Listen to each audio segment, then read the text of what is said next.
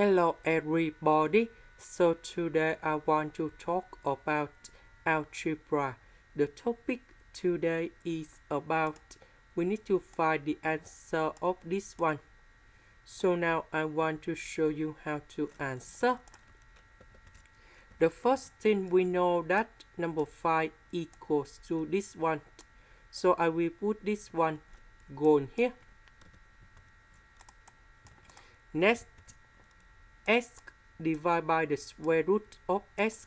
We know that x that is about the square root of x to the power of 2. So this one divided by this one, we have the square root of x. This one divided by this one, we have number 1. We know that this one equals to number 5. And here is the final answer. That is the end. Thank you for watching.